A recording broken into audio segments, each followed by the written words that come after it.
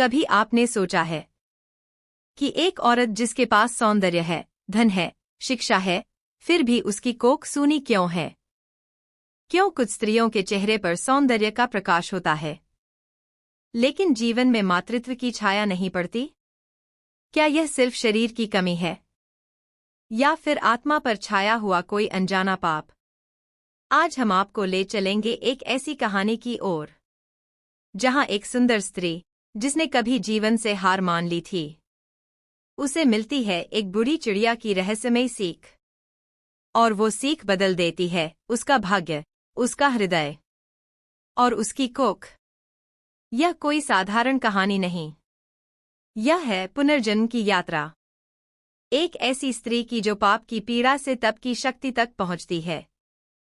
और वो चिड़िया, जो दिखती तो मामूली है, लेकिन उसके शब्दों में छिपी होती है ईश्वर की वाणी।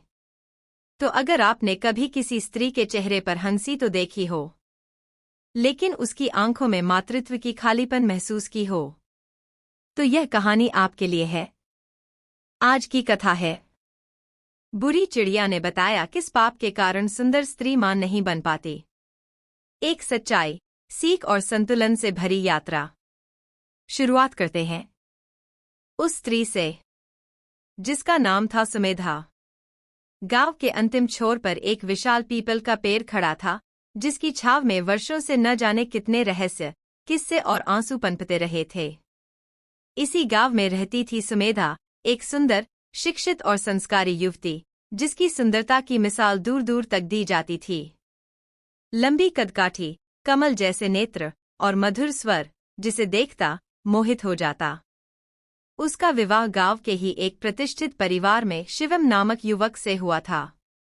दोनों के बीच प्रेम था, समझ थी और जीवन में किसी भी तरह की भौतिक कमी नहीं थी। पर इस सुखमय जीवन की एक गहरी खामोशी थी। विवाह को 6 वर्ष हो चुके थे, लेकिन सुमेधा मां नहीं बन सकी थी। तमाम दवाइयां, पूजा पाठ, उपवास, संतों की सलाहें, हर रास्ता आजमाया गया, लेकिन परिणाम सदा शून्य रहा। प्रारंभ में घरवालों ने सहानुभूति दिखाई, लेकिन समय बीतते ही सवाल उठने लगे। समाज की नजरें अब उसकी ओर उपेक्षा से देखने लगी थीं।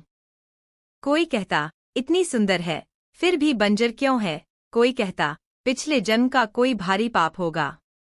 सुमेधा भीतर से टूट चुकी थी। उसकी आंखों की चमक धीरे धीरे बुझने लगी थी। एक दिन जब सब सहनशक्ति खत्म हो गई, तो वह चुपचाप गांव के किनारे वाले उस पुराने पीपल के पेड़ के नीचे जा बैठी।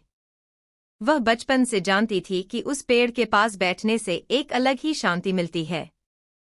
हवा मंद थी, आसमान नीला था और पत्तियों की सरसराहट जैसे कोई पुराना गीत गा रही थी।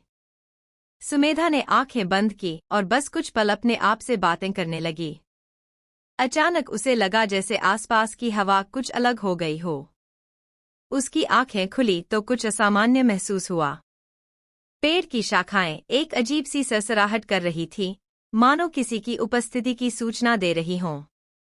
और तभी पत्तियों के बीच से एक हल्की सी चहचहाहट गूंजी। पहले तो वह अनसुनी सी लगी, लेकिन जैसे जैसे वह निकट आई, उसमें कोई पुकार थी, कोई अनुभवी कंपन। फिर पेड़ की ऊंची डाल से एक चिड़िया धीरे धीरे उड़ती हुई नीचे आई। लेकिन यह कोई साधारण चिड़िया नहीं थी। उसके पंख पुराने समय के धूसर रंग जैसे थे, लेकिन उन पर सूर्य की रोशनी पड़ते ही एक सुनहरी आभा फैलने लगी। उसकी चाल में एक ठहराव था, आंखों में गहराई और उड़ान में कोई दिव्यता। वह सीधा सुमेधा के सामने आकर बैठ गई। उसकी आंखें जैसे किसी ज्ञानी वृद्ध की थीं। उसकी उपस्थिति में जैसे समय ठहर गया हो। सुमेधा चौंकी, पर डर नहीं लगी। उस चिड़िया की उपस्थिति में कुछ था जो उसे अपने आप आकर्षित कर रहा था, जैसे वो कोई पुरानी आत्मा हो जो उसका इंतजार कर रही थी। तू बहुत दुखी है, बेटी, चिड़िया ने कहा। उसकी आवाज किसी वृद्ध महिला जैसी थी, कोमल लेकिन अनुभव से भरी हुई। ऐसा लगा जैसे शब्द हवा में तैर रहे हों, कानों से नहीं आत्मा से सुनाई दे रहे हों। सुमेधा की आंखों से आंसू छलक पड़े। हाँ, मैं दुखी हूँ, माँ। सब कहते हैं, मेरे भाग्य में मातृत्व नहीं है। सब कहते हैं मुझसे कोई पाप हुआ है। क्या आप जानती हैं कि मैं माँ क्यों नहीं बन पा रही? चिड़िया कुछ देर शांत रही। उसकी आंखें बंद हो गईं, जैसे वो अतीत की परतों में उतर गई हो। फिर बोली, हर कोख की यात्रा सिर्फ शरीर से नहीं होती, आत्मा से होती है। कभी कभी एक स्त्री अपने पूर्व जन्म के कर्मों से खुद की कोख पर ताले लगा बैठती है। सुन, मैं तुझे एक कहानी सुनाती हूँ, एक ऐसी स्त्री की जो बिल्कुल तेरे जैसी थी। बुरी चिड़िया सुमेधा के सामने शांत बैठी थी। उसकी आंखों में कोई साधारण पंछी की दृष्टि नहीं थी। वो आंखें जैसे समय की परतों को चीरकर सत्य को देख लेती थीं। बेटी, चिड़िया ने धीमे स्वर में कहा, तेरी पीड़ा मैं जानती हूँ। और इसका उत्तर तुझे तेरे वर्तमान में नहीं, तेरे अतीत में मिलेगा। वो अतीत जिसे तू भूल चुकी है, लेकिन जो तेरे जीवन की जड़ में अब भी जिंदा है। सुमेधा की आंखों में जिज्ञासा चमकी। क्या मैं किसी पूर्व जन्म की सजा भुगत रही हूँ, माता? चिड़िया कुछ देर शांत रही, फिर बोली, मैं तुझे एक स्त्री की कहानी सुनाती हूँ। उसका नाम था अनुराधा। सुंदर, तेजस्वी और हर दृष्टि से भाग्यशाली। मगर एक भूल ने उसके जीवन की सारी दिशा बदल दी। वो समय बहुत पुराना था, जब राजाओं का राज था और हर नगर में मंदिरों की घंटियां गूंजती थीं। उसी समय की बात है। एक नगर में एक बड़ी धनाढ्य और सम्मानित महिला थी, अनुराधा। सुंदरता में अनुपम, पर अहंकार में डूबी हुई। अनुराधा को जीवन में हर सुख मिला था, धन, वैभव, दास दासियां, संगीत, वस्त्र, आभूषण और उसका पति, एक सैनिक प्रमुख जो युद्धों में विजयी होता था। लेकिन एक चीज जिसे वह बोझ समझती थी, मातृत्व। उसे लगता था कि मां बनना उसका विकास रोक देगा, उसके सौंदर्य को मिटा देगा। जब वो गर्भवती हुई तो उसने एक निर्णय लिया। ऐसा निर्णय जिसे धर्म, प्रकृति और खुद उसकी आत्मा ने कभी क्षमा नहीं किया। अनुराधा ने उस समय एक गुप्त दासी से गर्भ गिरवाने की औषधि मंगवाई और बिना किसी को बताए अपने भीतर पलते जीवन को नष्ट कर दिया। उसके भीतर से एक मासूम जीवन चीख रहा था, पर उसने उसे नहीं सुना। जब उसकी मृत्यु हुई, उसकी आत्मा को शांति नहीं मिली। यमराज के द्वार पर उसके पापों का लेखा जोखा खुला, और वहां उस छोटे जीवन की पुकार फिर गूंजी, जिसने कहा, मुझे अवसर तक नहीं मिला सांस लेने का। मेरी हत्या उसी ने की जो मुझे जीवन देने वाली थी। यमराज ने कहा, अनुराधा, तूने मां बनने के सौभाग्य का तिरस्कार किया है। अब अगले जन्मों में जब तू मां बनना चाहेगी, तब प्रकृति तेरी कोख पर ताला लगाएगी। चिड़िया की आंखों से एक चमक निकली, जो सुमेधा के हृदय में उतर गई। चिड़िया बोली, बेटी, ये कथा किसी और की नहीं, तेरे ही पूर्व जन्म की है। तू वही अनुराधा थी, और अब उस एक पाप के कारण तेरी कोख सूनी है। सुमेधा जैसे जड़ हो गई। उसका शरीर थरथर कांपने लगा। उसने अपना सिर जमीन पर झुका दिया। मैंने ऐसा पाप किया। चिड़िया धीरे से उसके सिर के पास आई और बोली, हाँ, लेकिन हर पाप का नाश संभव है, अगर पश्चाताप सच्चा हो और सेवा दिल से की जाए। तू चाहे तो इस जन्म में वो कर्म कर सकती है जो तुझे इस पाप से मुक्त करे। सुमेधा की आंखें अब भीगी हुई थीं, लेकिन उनमें अब एक संकल्प झलक रहा था। सुन, सुमेधा, आगे की राह कठिन है, लेकिन उसमें ही मुक्ति है। यदि तू तैयार है, तो मैं तुझे बताऊंगी कि किस सेवा, किस तपस्या और किन कर्मों से तू अपने भाग्य को पुनः संजो सकती है। पीपल की छाव के नीचे बैठी सुमेधा की आंखों से अब आंसू लगातार बह रहे थे। उसकी सांसें तेज थीं और माथा जमीन से लगा हुआ था। चिड़िया अब उसके चारों ओर चक्कर लगाते हुए धीमे स्वर में बोल रही थी, जैसे कोई तपस्विनी अपने शिष्य को दीक्षा दे रही हो। बेटी, चिड़िया ने स्नेह से कहा, कभी भी कोई कर्म ऐसा नहीं होता जिसे सुधारा न जा सके। तेरे जीवन की राह कठिन है, लेकिन मुक्ति असंभव नहीं है। अब जो मैं तुझे बताने जा रही हूँ, वो केवल उपवास या पूजा नहीं। ये जीवन की सेवा की साधना है। सुमेधा ने धीरे धीरे सिर उठाया। माता, मैं हर वह कर्म करने को तैयार हूं जो मेरे पाप को धो दे। कृपया मुझे बताइए। चिड़िया थोड़ी देर मौन रही। हवा एकदम थमी हुई थी। फिर वह गूंजता हुआ बोली, 3 तप, 3 सेवा द पाप का प्रायश्चित। पहला तप, गाय माता की सेवा। तेरे पिछले जन्म में तूने जीवन का तिरस्कार किया था। अब तू एक ऐसा जीवन पाल जो सबसे निश्चल और पवित्र माना गया है, गाय। गांव की किसी बूढ़ी, बीमार या त्यक्त गाय की सेवा कर। उसकी आंखों में तुझे उस भ्रूण की झलक मिलेगी जिसे तूने नष्ट किया था। हर सुबह अपने हाथों से उसे रोटी खिला, उसके घावों को धो और उसकी पीठ सहला। सेवा से अधिक कुछ न मांग। उसे मां समझ और सेवा कर। जब वह तुझसे प्रेम से बोलेगी, समझ लेना कि पहला दरवाजा खुल गया।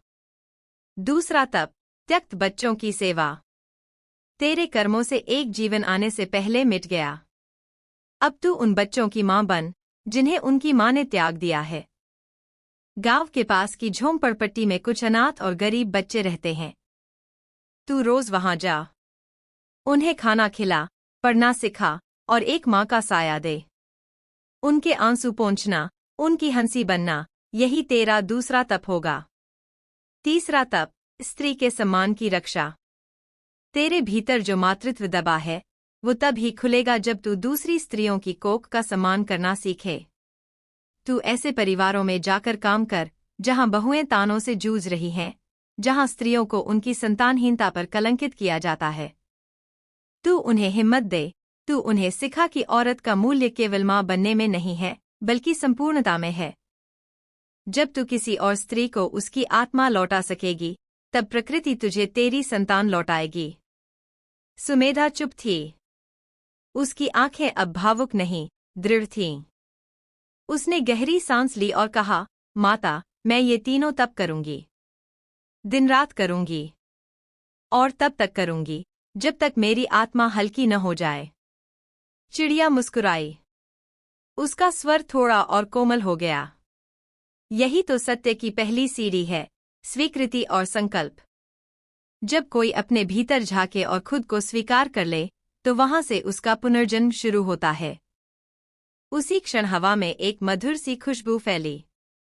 पीपल की पत्तियां धीमे धीमे बजने लगीं, जैसे मंदिर में घंटियां बज रही हों। चिड़िया ने आकाश की ओर देखा, फिर सुमेधा से कहा, अब अगला अध्याय शुरू होगा। पर याद रखना, पाप के पत्ते झरने में समय लगता है। तू हिम्मत न हारना। फिर चिड़िया उड़ गई, लेकिन उसकी उड़ान कोई साधारण उड़ान नहीं थी। पीपल की डालियों पर जैसे धूप उतर आई थी। और सुमेधा अब एक नई राह पर चल चुकी थी। सुबह के पहले पहर की ठंडी हवा सुमेधा के चेहरे को छू रही थी। वो आंखों में एक नया संकल्प लेकर चल पड़ी थी, गांव के बाहर स्थित उस पुरानी गौशाला की ओर, जहां कुछ बूढ़ी और बीमार गायों को सहारा दिया जाता था। उसके हाथ में एक थाली थी, जिसमें रोटियां, गुड़ और हरी घास थी। मन में प्रार्थना थी और आत्मा में विनम्रता। जैसे ही वह गौशाला पहुंची, वहां सन्नाटा पसरा हुआ था। कुछ गायें भूख और थकान से धीरे धीरे रंभा रही थीं। उनका शरीर कमजोर था, आंखें थकी हुई और शरीर पर धूल जमी हुई। सुमेधा की आंखें भर आईं। उसने थाली नीचे रख दी और सबसे पहले जाकर एक सफेद भूरी बूढ़ी गाय के पास बैठ गई। वो गाय उसकी ओर देखती रही। कुछ क्षण ऐसे बीते जैसे वो उसे पहचानने की कोशिश कर रही हो। सुमेधा ने धीरे से गाय की पीठ पर हाथ फेरा। गाय कांपी, फिर जैसे उसकी आंखों से एक ठंडी सांस निकली। सुमेधा ने कहा, मां, मैं आई हूं तुम्हारी सेवा करने, अपने पाप धोने। मुझे स्वीकार कर लो। वो गाय कुछ पल स्थिर रही, फिर अचानक उसने सुमेधा की हथेली चाटना शुरू किया। उसकी आंखों में चमक आ गई, जैसे कोई टूटा रिश्ता जुड़ गया हो। उस क्षण सुमेधा को ऐसा महसूस हुआ जैसे उसके पेट के भीतर कुछ हल्का सा हिल गया हो, कोई कंपन, कोई चेतना। वो चौंकी, घबरा गई। लेकिन डर नहीं था, बल्कि अचरज था। अचानक उस सफेद भूरी गाय ने सुमेधा की आंखों में देखा और 3 बार धीरे धीरे रंभाई। 3 बार। बिल्कुल वैसा ही जैसे चिड़िया ने कहा था, 3 तप, 3 सेवा। सुमेधा समझ गई कि ये कोई साधारण संयोग नहीं था। गाय उसकी पुकार को सुन रही थी और प्रकृति उसके कर्मों को स्वीकार कर रही थी। उस दिन के बाद सुमेधा रोज सुबह गौशाला जाती। वह खुद ही गायों को नहलाती, उनके चारे का ध्यान रखती, उनके थनों से जहम साफ करती। गांव के लोग पहले चकित हुए, फिर धीरे धीरे आदर करने लगे। अरे वो तो शहर से पढ़ी लड़की है, वो अब गायों की सेवा करती है। कहते हैं बच्चा नहीं हो रहा उसे, शायद किसी ने तपस्या का उपाय बताया है। लोग कुछ भी कहें, लेकिन सुमेधा अब शांत थी, उसकी आत्मा पहली बार हल्की महसूस कर रही थी। एक दिन जब वो थकी हारी गौशाला से लौट रही थी, उसे रास्ते में एक छोटी बच्ची दिखी। वह मिट्टी में बैठी थी, उसके गालों पर धूल थी और कपड़े फटे हुए। सुमेधा को देखकर बच्ची दौड़ी और सीधे उसके पेट से लिपट गई। माँ, वो बोली। सुमेधा का दिल कांप गया। मैं तेरी माँ नहीं हूँ बेटा। बच्ची मुस्कुराई, गायों की जो माँ है, वो सबकी माँ होती है। सुमेधा की आंखें भर आईं। यह केवल शब्द नहीं थे, ये संदेश था प्रकृति का कि उसका पहला तप स्वीकार हो गया है। उस रात जब सुमेधा सो रही थी, खिड़की पर हल्की चहचहाहट हुई। वही बूढ़ी चिड़िया चांदनी में स्नान करती हुई खिड़की पर बैठी थी। उसने धीरे से कहा, तू आगे बढ़ रही है बेटी। एक पत्ता झड़ चुका है, 2 अब भी बचे हैं। सेवा जारी रख और अब अनाथ बच्चों की माँ बनने को तैयार हो जा। फिर वो उड़ गई और हवा में एक सुकून भरी खामोशी छा गई। गौशाला की सेवा अब सुमेधा के जीवन का हिस्सा बन चुकी थी। रोटियों में घी लगाते हुए, गाय की आंखों में झांकते हुए, उसके भीतर की क्रूरता धीरे धीरे पिघल रही थी। लेकिन बूढ़ी चिड़िया ने कहा था, 3 तप, और अभी दूसरा बाकी था। एक सुबह सुमेधा गांव के एक बुजुर्ग से मिली, जो वर्षों से एक झोंपड़पट्टी के बच्चों को कभी कभार खाना और कपड़े देकर सहारा देते थे। बिटिया, वो बोले, वो बच्चे भगवान की दुनिया से बाहर जैसे हैं। उनके लिए माँ का मतलब सिर्फ एक सपना है। तू जाएगी तो तुझे जीवन की सच्ची भूख दिखेगी। सुमेधा ने सिर झुका दिया। मैं जाऊंगी बाबा। शायद मुझे भी उनके बीच कोई उत्तर मिले। अगले ही दिन वह थैले में कुछ केले, बिस्किट और पुराने कपड़े लेकर चल पड़ी। कच्चे रास्तों, टूटी दीवारों और गंदगी के बीच से गुजरते हुए वो एक झोपड़ी के सामने रुकी, जहां से बच्चों की आवाजें आ रही थीं। एक 10 साल की लड़की, मीरा, और 8 साल का लड़का, नन्नू, मिट्टी में खेल रहे थे। मीरा ने सुमेधा को देखा और पूछा, आप कौन हो? सुमेधा मुस्कराई, तुम्हारी माँ नहीं, लेकिन अगर तुम चाहो तो कुछ पल के लिए बन सकती हूँ। बच्चों ने चौंक कर देखा, फिर धीरे धीरे उसकी तरफ बढ़े। उसने दोनों को गले लगाया। सुमेधा ने बच्चों को हाथ से खाना खिलाया, कपड़े पहनाए और फिर उन्हें बैठाकर कहानियां सुनाईं। मीरा ने कहा, आज पहली बार किसी ने बिना पैसे लिए हमें गले लगाया। नन्नू बोला, आपको छूने में डर नहीं लगा? सुमेधा का गला भराया।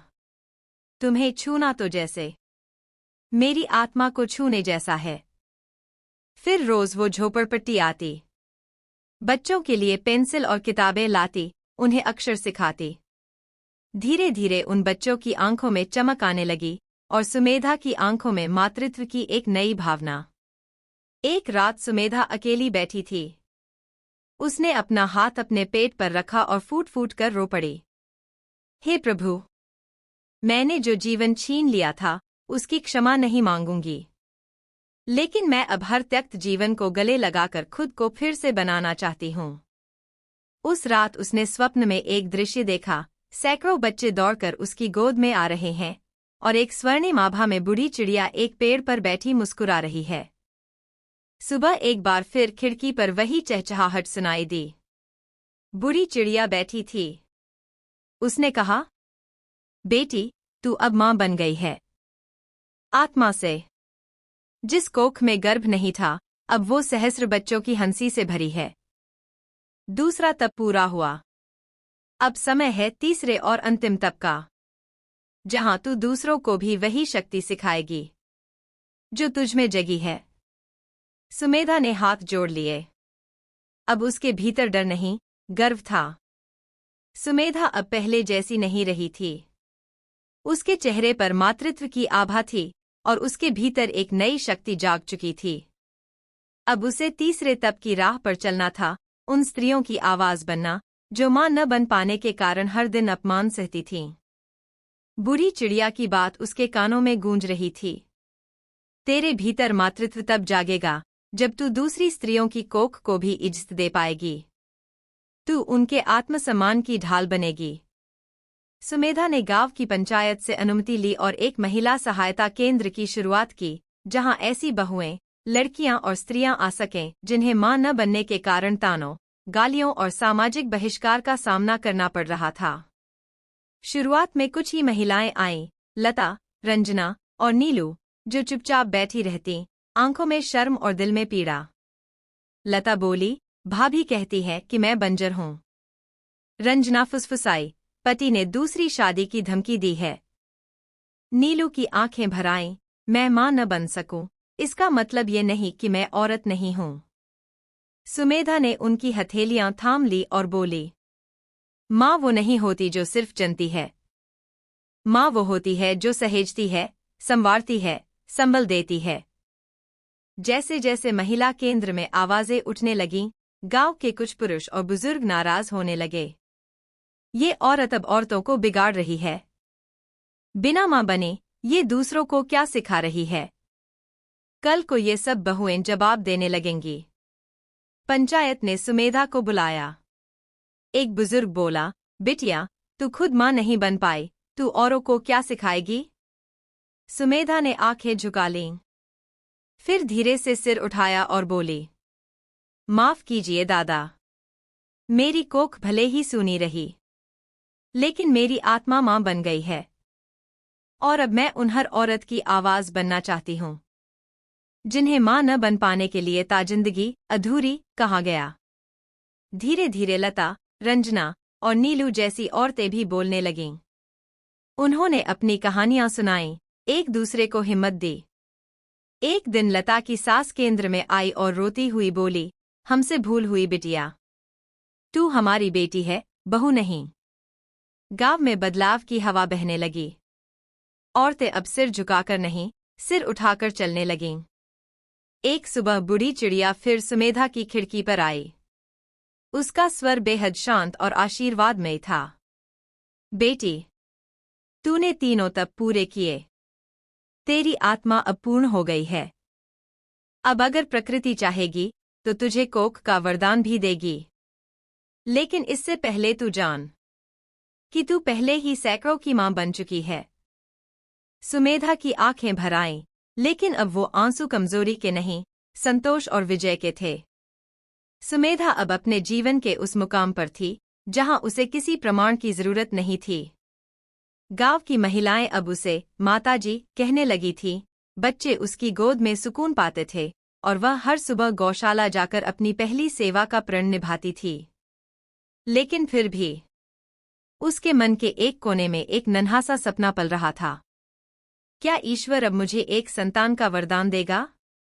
एक शाम सेवा केंद्र में काम करते हुए सुमेधा को चक्कर आ गया। उसने सोचा शायद थकावट होगी, लेकिन अगली सुबह उसे उल्टी हो गई। वो चौंकी, फिर मुस्कराई नहीं, उल्टा घबरा गई। क्या मेरी तबीयत खराब हो रही है? या?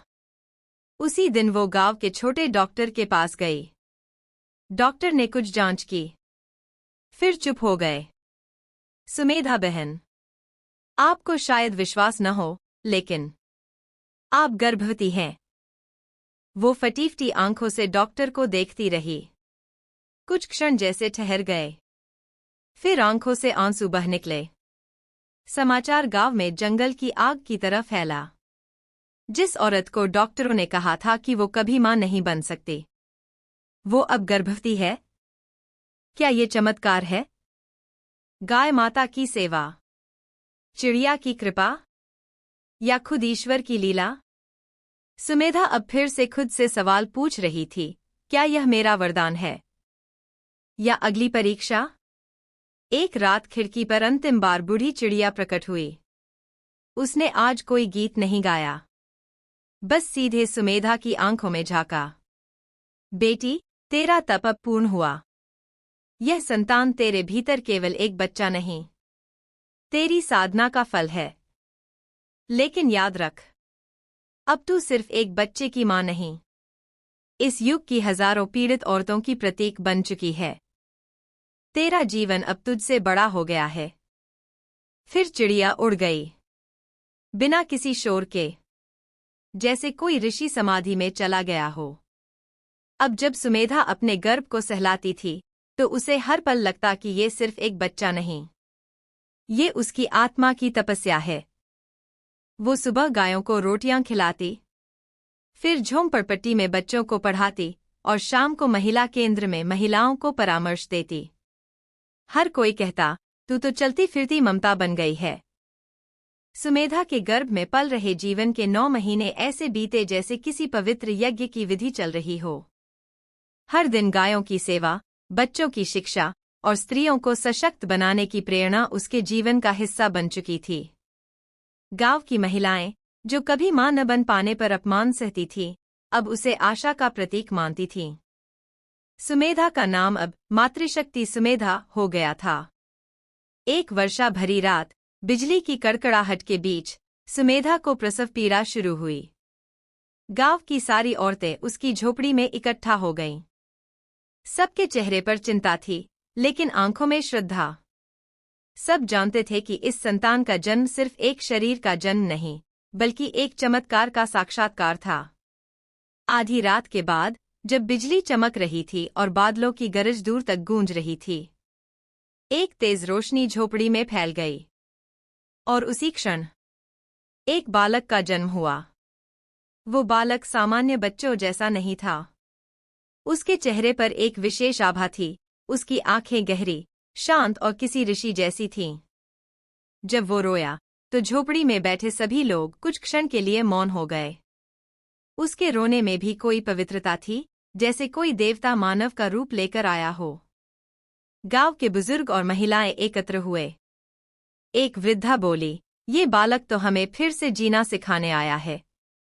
इसका नाम कुछ ऐसा होना चाहिए जो हम सब की उम्मीद बन जाए। तभी सुमेधा ने धीरे से कहा, इसका नाम होगा आरव, जिसका अर्थ होता है शांति और उजाला। बच्चे के जन्म के तीसरे दिन खिड़की पर फिर वही चिड़िया प्रकट हुई, लेकिन अब बूढ़ी नहीं, बल्कि स्वर्णिम और युवा रूप में। उसने सुमेधा की ओर देखा और कहा, तू अब पूर्ण हो चुकी है, सुमेधा। तेरा तप तेरे पुत्र में समाहित हो गया है। यह बालक केवल तेरा नहीं, समाज की करुणा का बीज है। तेरी कोख से अब पाप की शुद्धि, पीड़ा की मुक्ति और प्रेम की परिभाषा जन्मी है। अब मैं जाती हूं, तुझ में ही मेरा अस्तित्व जीवित रहेगा। और वो चिड़िया आकाश में उड़ गई। एक ऐसी उड़ान जो किसी आत्मा के मुक्त होने जैसी थी। सुमेधा अब केवल एक स्त्री नहीं रही थी, वो मां भी थी, मार्गदर्शक भी, और समाज के लिए एक उज्ज्वल दीपक भी। गांव में एक स्कूल शुरू हुआ, मातृछाया विद्या मंदिर, जहां हर जाति, धर्म, लिंग की सीमाओं से परे बच्चों को शिक्षा मिलती थी। सुमेधा का बेटा आरव जब बड़ा हुआ, तो उसने उसी पथ को अपनाया। सेवा, संवेदना और सत्य का पथ, जो बताती है कि एक स्त्री मां कब बनती है, जब वो अपने भीतर जीवन से भी बड़ा प्रेम और त्याग पैदा कर लेती है। तो दोस्तों, आपने सुनी सुमेधा की वो कहानी, जो शुरू हुई पीड़ा, तानों और अकेलेपन से, और खत्म हुई एक दैवी मातृत्व, आशा और सामाजिक परिवर्तन के अद्भुत अध्याय पर। एक ऐसी औरत जिसे समाज ने बांझ कहकर तुच्छ समझा, डॉक्टरों ने कह दिया कि कोई उम्मीद नहीं, जिसके अपने रिश्तेदारों ने उसका मनोबल तोड़ दिया। उसने गाय माता की सेवा, बुरी चिड़िया की सीख, और अपने भीतर की आस्था से वो शक्ति पाई जिसने उसकी कोख को भी हरा भरा कर दिया और आत्मा को भी मां बना दिया। यह कहानी सिर्फ एक संतान के जन्म की नहीं है, यह एक पूरी मानसिकता की मुक्ति की कहानी है। अगर एक स्त्री मां न बन पाए तो इसका मतलब ये नहीं कि वो अधूरी है। सच्चा मातृत्व सिर्फ शरीर से नहीं, मन, आत्मा और सेवा से पैदा होता है। जब कोई स्त्री दूसरी स्त्रियों की पीड़ा समझे, जब वो उनके सम्मान की रक्षा करे, तब ईश्वर भी उसकी कोख को आशीर्वाद देता है। बुरी चिड़िया कोई साधारण पंछी नहीं थी, वो ईश्वर की वाणी, संकेत और विवेक का प्रतीक थी। उसका संदेश था, जिस स्त्री की कोख दूसरों के लिए दुआ मांगने लगे, उसकी कोख चाहे तो बंजर नहीं रहती। सेवा जब उसने बिना शर्त गायों की सेवा की, क्षमा जब उसने उन्हें माफ किया जिन्होंने उसे ताने दिए, साहस जब उसने उन स्त्रियों के लिए आवाज उठाई जो अपमान सहती थीं। इन तीनों तपों के बिना कोई स्त्री सिर्फ मां नहीं, मानव भी पूरी नहीं बनती।